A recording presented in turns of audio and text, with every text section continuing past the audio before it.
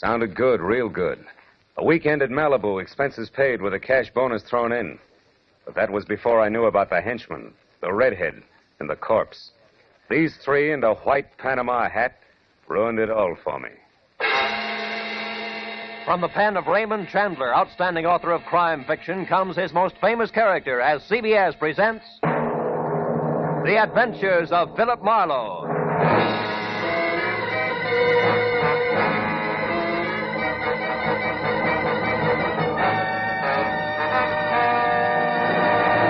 And now, with Gerald Moore starred as Philip Marlowe, we bring you tonight's unusual story, The Panama Hat.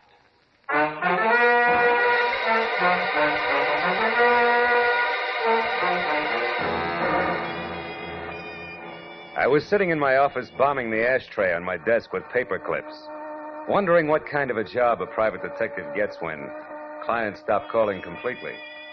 I was seesawing between the picture of me as a well-starched huckster and the more comfortable portrait of Marlowe, author in English tweeds, man of distinction. And the telephone brought me to a rude awakening. Marlowe speaking. My name is Isabel Gordon, Mr. Marlowe. I must see you at once. My husband Bruce is in terrible danger. Could you possibly meet me in an hour at the Pelican Inn?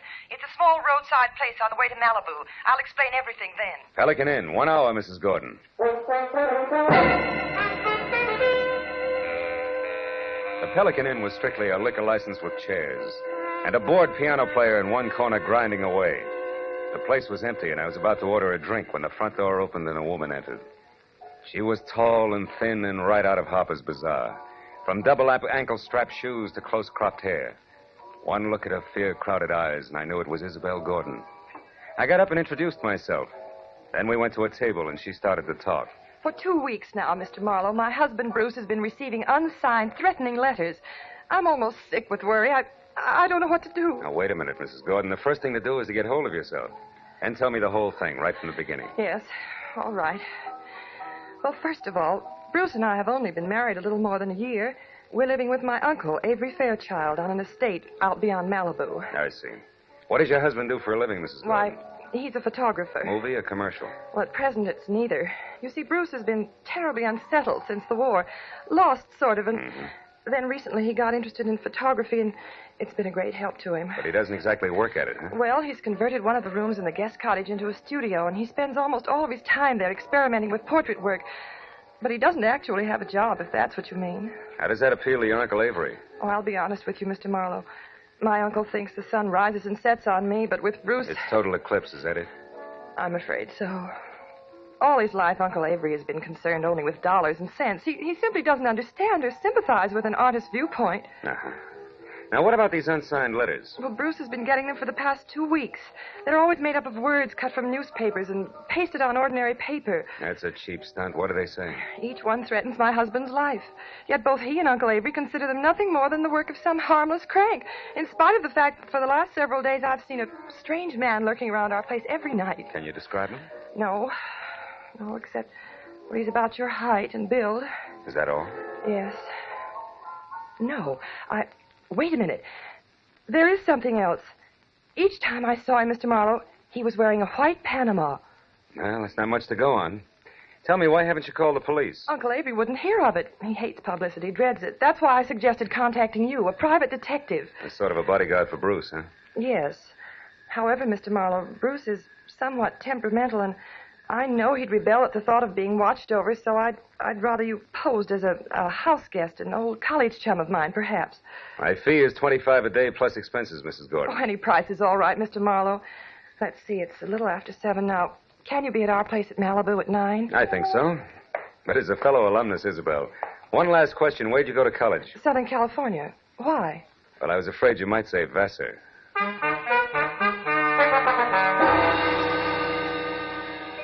After Isabel left, I remembered that I was already on my expense account.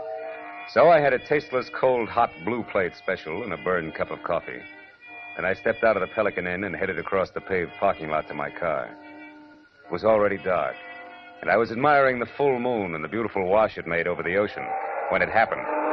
Hey, mister! What the... You all right, mister? Yeah, I think so.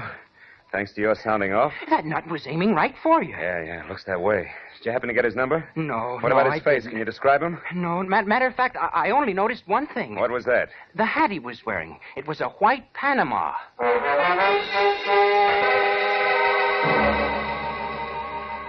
I tried to be broad-minded, but there was no other way to look at it. The gentleman in the white Panama hat definitely meant business. I returned to my apartment in Hollywood, where I shaved, showered, and packed. And then I headed for Malibu. At 8:45, I was inside the grounds of the Fairchild estate. Another mile, and I was at the front door.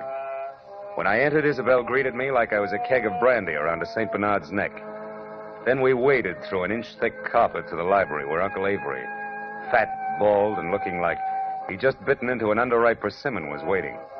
I wasn't asked to sit down, and I wasn't offered a cigar. Avery Fairchild was not one to waste time. I'm a very rich man, Mr. Marlowe. As such, I'm the target for all kinds of fortune hunters, confidence men, and cranks. In my lifetime, I've been threatened and pestered by a score of crackpots, each one slightly more psychopathic than the last. It's never bothered me, and it never will. However, in this case, the approach is a bit different. Meaning you think somebody's trying to get at you through your nephew, huh? Never refer to him as my nephew. My niece's husband, if you please. And don't forget it. Uncle Avery. Isabel, my feelings about your husband are no secret. You're being unfair, Uncle Avery. Just because Bruce is an artist and he... Artist, is he? Why, Isabel, that man's no more an artist than I am a horse jockey. Good evening, everybody. Hello, Bruce. Hello, darling. You were saying something, Uncle Avery? Bruce, I want you to meet Philip Marlowe. We were great friends at school, and when I heard he was in town for a while, I insisted that he spend a weekend with us. How do you do, Mr. Gordon? It's a pleasure to have you with us, Mr. Marlowe. You're very welcome. I do the welcoming around here, Bruce. Mr. Marlowe's had a long trip, and I'm certain he'd like to turn in early. Bruce, darling, he's going to stay in the guest cottage, the room next to your studio. Will you show him there, please? Oh, I'll be glad to. By the way, Isabella, I'm going to work late, so I'll say good night to you now. Good night, dearest. Good night, sweet. Please be careful. Yes, Bruce, by all means, be careful. Remember, the true artist belongs to posterity. Or something.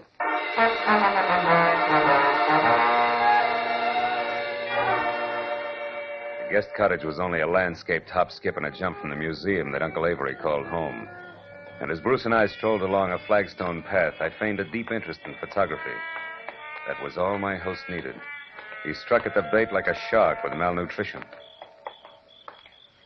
Well, Mr. Marlowe, it didn't even occur to me that photography might be one of your hobbies. Isabel never said a word. Well, good for Isabel. I'm strictly a dabbler. And tell me, Mr. Gordon, how long have you been at this? Portrait work? Hmm. Oh, about 6 months. You see, I divide my time between my studio here and a school I attend in Hollywood. That way I capture both the theory and practical experience at the same time. Oh. Well, here we are. Would you like to see the studio? Yes, I would. Here, let me get the light. Wow. This is all right, huh? Enlarger, 2 cameras, dark room. Are these your pictures? Yes. What do you think of them? I don't know exactly. They're certainly different, huh? They are unusual, aren't they? Yeah. You see, Marlowe, each picture is actually made up of 2 separate studies which are superimposed. I call it interpretive photography. Uh-huh. Now, this one. A splash of light and a bent pipe cleaner? The sun and the plant shoot. It's called Metamorphosis. Oh.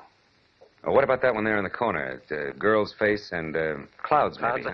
Mr. Marlowe, you'll excuse me, but that picture isn't ready for display yet. I'm sorry. I didn't mean to pry.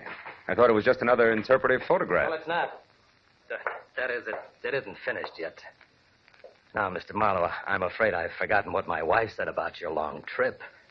Shall I show you to your room? Yes, please do, Mr. Gordon.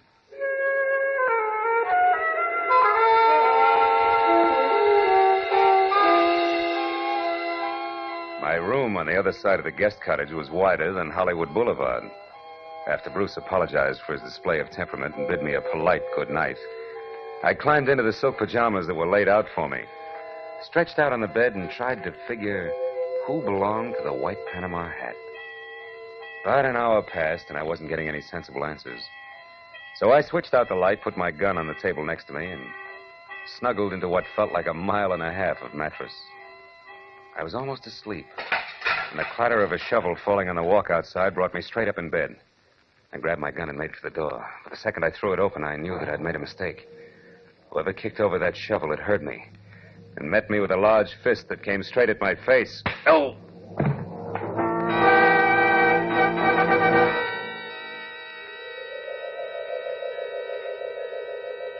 As I came back into the world, I was embarrassed to find myself alone and flat on my back. When I started to get up, I felt like the L.A. Dons, water boy and all, had run over my face. My gun was a few feet away, and when I went to pick it up, I stopped short. There was a souvenir from the man with the great big fist. A gold cigarette lighter. It was engraved to Skipper on his birthday. Putting it in my pocket, I picked up my gun and made for Bruce's studio. He wasn't there. I threw on some clothes and went back to the house and found Isabel in the living room. I was about to give her a biased account of the shortest fight on record when I noticed Uncle Avery quietly entering the house from a side door that led to the garden. What's the matter, Phil? Bruce isn't in the studio anymore. What? Now, Isabel, there's no reason for alarm. Why, Bruce often goes off into the night like this. Called it a search for beauty or some such rot. And what was it you were after just now outside, Mr. Fairchild? I was looking for my niece, Marlowe.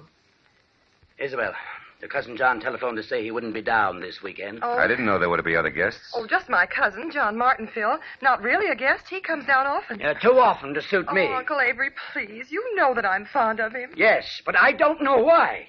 He's a chronic gambler and of no use to anyone. Living at the Wilshire Gardens when he can't afford it. Driving expensive Oh, cars. you're too hard on him. Skipper is Skipper? Yes. Do you know him? No. No, I don't. Well, you're not missing anything, believe me. Oh, I do believe you, Mr. Fairchild. I believe your every word. What? Good night, all. I left the house and headed straight for my car with the Wilshire Gardens in Hollywood in mind. It was just a chance that John Skipper Martin might own a white Panama hat. When I got to the prodigal cousin's bungalow, it was dark inside. So I pressed one hand close to my gun and the other against the doorbell. But there was no answer. A side window was open, and I started toward it when a nasty voice greeted me from the shadow of a palm tree. Good evening. Lovely night, isn't it? I hadn't noticed. I've been busy. I know. We've been waiting for you for a long time. We? Uh-huh. Me and my nice shiny revolver here. 38. Oh, I see. Well, you make a handsome couple, and I hope you're both very happy together. Now, what do you want? I don't want anything. I'm here to give you something. Advice. Look, brother, I've already told you I'm busy, so if this is a heist, let's get it over with, fast. You know, I think you're confused. I'm holding the gun, Mr. Martin. Martin? John Skipper Martin. Surprised that I know your name? Why, yes. Yes, I am. I don't recall having had the pleasure. You haven't. People never forget me, Mr. Martin. My tag is Brock. Does that mean anything? No, what do you do? Sing, dance, tell jokes? Yeah, that's it. The last one. I tell jokes. I can't wait. You won't have to, Mr. Martin. I'm going to tell you one right now. Goes like this. Once upon a time, a young punk borrowed $10,000 from a generous gambler on his promise to pay the money back within a week. But the young punk never came across. So the gambler told a nice fellow named Brock to call on the young punk and tell him that he had 48 hours in which to get the money together. And that if he didn't, he'd never see the 49th hour. What's the matter, Mr. Martin? Don't you like jokes?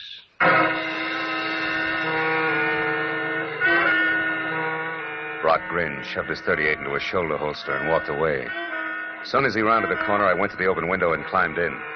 I rummaged through 2 closets looking for a white Panama you-know-what. I was about to search a third when I heard something that brought me to a dead stop. It was a key in the front door lock. I closed my right hand over the gun in my pocket, moved flush against the side wall, and waited. But the moment the door swung open, the telephone rang. And the hulk of a man that entered went straight for it. He was wearing a gray fedora. Hello? Oh, hello, Isabel. What? Bruce?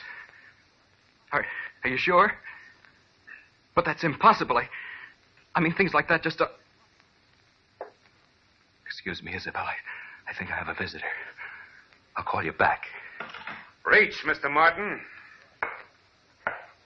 Who are you? My name is Brock. You owe a client of mine $10,000. He wants his money in 48 hours. I'll get it. I swear I will. I'll have it right here, on time, all of it. How are you going to do that, Mr. Martin? I've got a way. Someone's going to give it to me tonight. Why? Why? Because it's the healthy thing to do. That's why. That's all you wanted to know, isn't it? That's all. Good night, Mr. Martin.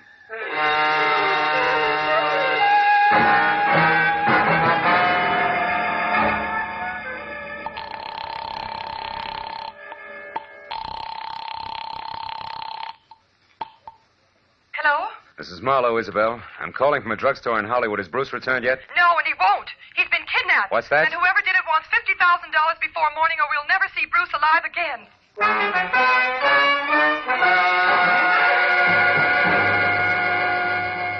As I walked my car opposite the Wilshire Gardens, I felt like my brain had spent the night in a cement mixer.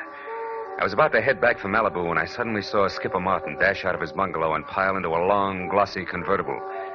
I followed him out to the Pacific Palisades, where he made a call at a little house which sat on a bluff overlooking the sea. Once he was inside, I moved up quietly and saw that the name on the mailbox was Miss Carla Winters. I crawled up to a lace curtain window where I could see what was going on. One look at Miss Winters made the damage I was doing to my tweeds worthwhile.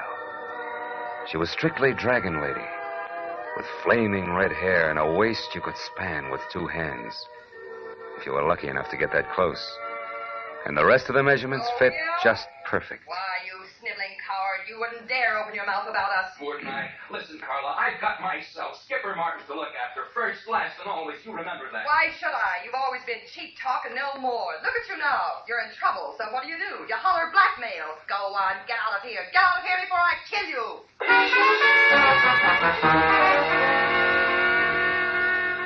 When Skipper slammed the front door, stomped to his car, and roared off, I couldn't figure any reason, legitimate reason, that is, for calling on Carla Winters. So I returned to the Fairchild place. Isabel was somewhere between hysteria and collapse over the fact that she and Bruce had less than $2,000 in their own name. Uncle Avery, of course, was more than reluctant to pay the ransom demanded for the return of a man he'd rather not have returned. But his niece won out. All right, Isabel, I'll give you the money. But understand, I'm doing this for you, not for that no yes, good... Uncle Avery, I understand, but can you get that much cash at this hour? The banks are... Who said anything about banks? You know I don't like them. Money will be in your hands in 30 minutes. In the meantime, tell Mr. Marlowe here what arrangements you've made with your husband's abductors. 1 minute, Mr. Fairchild. What about the police? The police have already been notified, Mr. Marlowe. They've agreed not to interfere until tomorrow morning. By that time, I suppose we'll have Bruce return to us. To us, Uncle Avery? That's a mere slip of the tongue, Isabel.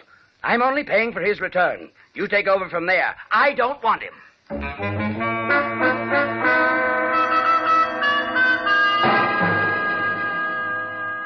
A half hour later, Avery Fairchild handed me a bundle of bills which added up to $50,000 cash. The bills seemed slightly dirty. The old geezer must have had them buried someplace. For a moment, I couldn't help thinking, boy, to get at this place with a shovel sometime. But then I got back to the more pressing matters at hand. I wrapped up the money in a shoebox, and I drove north along the Pacific Coast Highway. I covered the 60 miles to the rendezvous, which was a junkyard near Ventura, in about as many minutes. Then, according to instructions, I slowed down to 10 miles an hour. I blinked my lights twice, tossed out the shoebox. I was just about to resume my speed when the headlights of an approaching car fell on a man as he darted back into the junkyard. And I saw what I'd been expecting all the time. The white Panama Hat. But I was still playing by the rules. So there was only one thing I could do about it. I slammed my foot down on the accelerator and kept it there until I reached the nearest telephone, where I telephoned Skipper Martin at the Wilshire Gardens. It was just possible that he owned two hats. But that little balloon exploded in a hurry.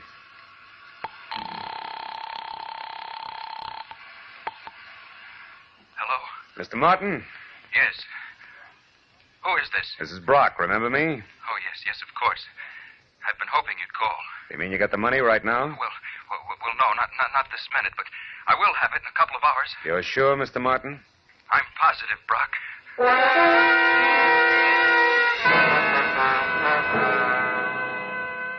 Now only one thing figured. The man in the Panama hat worked for Skipper Martin. It had to be. An hour later, I pulled in at the Fairchild estate. And the moment I put my AA over the threshold, I knew that the kidnapper, too, had kept his part of the bargain. Bruce Gordon was back, safe and sound. It happened shortly after you retired, Mr. Marlowe. I was working in my studio when a man wearing a white Panama hat. Yes. But how did you know that, Mr. Marlowe? They're very popular this season, Mr. Gordon. Darling, Mr. Marlowe was a private detective. Huh? But I'll tell you all about that later. Go on with your story. Well, this man was wearing a handkerchief over his face, and he forced me to go along with him at gunpoint. Took me to a car parked in the service driveway and told me to turn around. And I was hit from behind and went out cold. Oh, darling, how terrible. It wasn't pleasant. When I came to, I was bound hand and foot, blindfolded, and gagged. I had no idea where I was. Oh, but didn't you see anybody before you were released? No, Uncle Avery. Before they let me go, they hit me again. When I came to that time, I was lying on the road out near Ventura, untied. That's about it.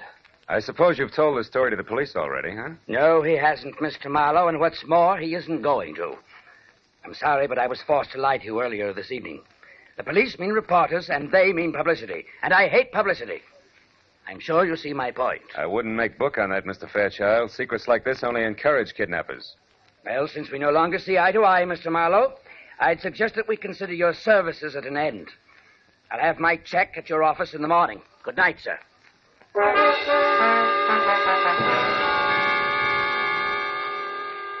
Avery Fairchild wasn't the kind of a man you argued with.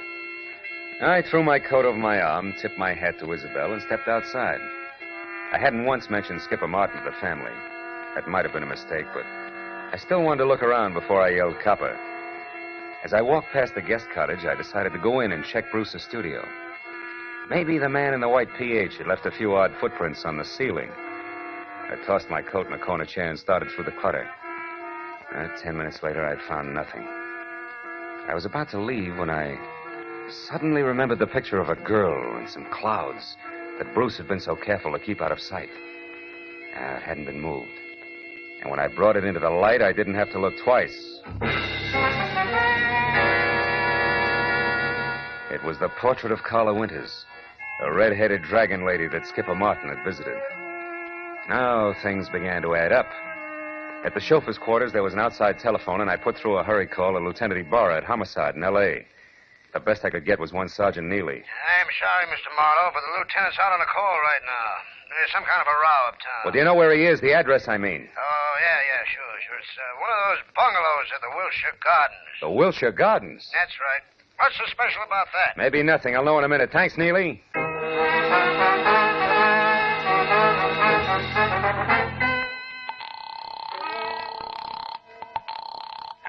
This is Marlowe, Ibarra. What brings you to Skipper Martin's at this late hour? Well, it seems as though some person or persons unknown fired a gun several times a little more than an hour ago. 4 shots, to be exact. Well, you think Skipper Martin fired them? No, Marlowe, I'm sure Martin didn't fire them. You see, he stopped them, personally.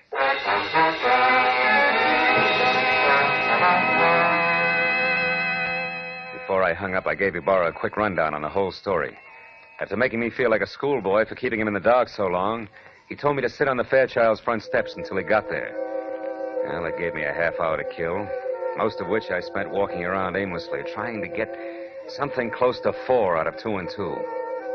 But I couldn't. Finally, I heard Ibarra siren up to the front door. I was about to head for him when the chill in the morning air reminded me that my topcoat was still in Bruce's studio. I went back and got it. When I turned for the door again, I noticed a little slip of paper that had been under the coat fall to the floor. I picked it up. I must have held it for a full minute before I realized what it meant. Just a small slip of paper, and yet it made everything, the kidnapping, Carla, the murder, fall right into place. When I entered the living room at the house, one glance at Isabel and Bruce told me that she'd already knew about Skipper's death. Only Uncle Avery, who was not one to shed crocodile tears, hadn't changed. Ibarra, of course, was unhappy. Marlowe, we can't run any kind of a police department when every private detective acts like he's the commissioner himself. Why didn't you call me when this business first began to smell? You know better. I'm sorry, Ibarra, and I hate to sound immodest, but I happen to be one of the 2 men in this room who can name Bruce Gordon's kidnapper and Skipper Martin's killer. You know what you're saying, Marlowe? I think so. The man in the white Panama hat who kidnapped Bruce Gordon, Lieutenant, is Bruce Gordon himself. In other words, Bruce Gordon kidnapped Bruce Gordon. No. What? You're out of your mind, Marlowe. Am I?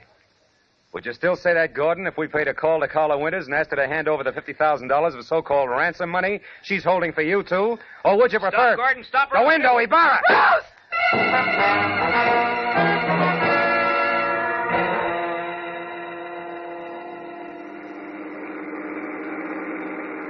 Then, in other words, Marlowe, Bruce, who eventually planned to divorce Isabel and marry Carla Winters, wanted to have a little stake, like $50,000 around first. That's right, Ibarra. But Skipper Martin knew about Bruce and Carla's plans to marry later, and he tried to blackmail them to pay off his gambling debts. That's why he came to Bruce's cottage on the sly. However, he got there just in time to see Bruce leave of his own free will, and therefore knew later that he couldn't have been kidnapped. Which gave him two holds over Bruce. That's right.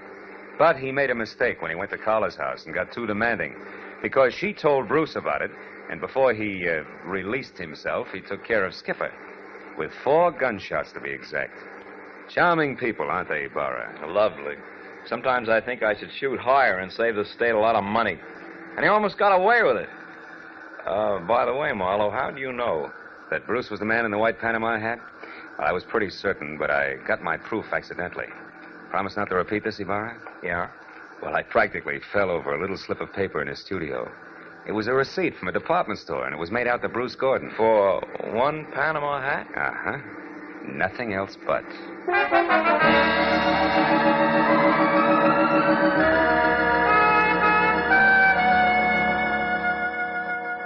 When I finally got back to my place on Franklin Avenue, the sun was already up. And the people who work at nice, sane jobs were beginning to fill the streets. I'd been on the go for a steady 24 hours, so I could think of nothing but my bed. I was about to put my key in the lock when a next-door neighbor walked by, bid me a cheery good morning, and started down the corridor. Now, that alone wouldn't have disturbed my sleep, but why did he have to be wearing a white Panama hat?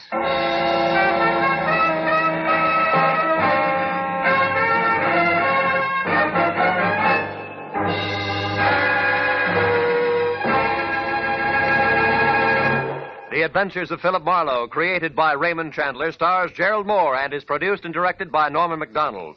Featured in tonight's story were Jacqueline DeWitt as Isabel Gordon, Wilms Herbert as Uncle Avery Fairchild, Bill Lally as Bruce Gordon, Shep Menken as Skipper Martin, and Lou Krugman as Brock. Detective Lieutenant Ibarra is played by Jeff Corey. The special music was conceived and conducted by Richard O'Runt.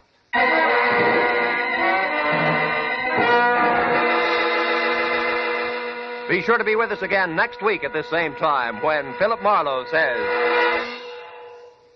When her will was read, everybody figured she'd been crazy when she wrote it, and that included me. But I changed my mind after spending the night on an island with a pig, a cat, and an ape. Because in reality, they were people.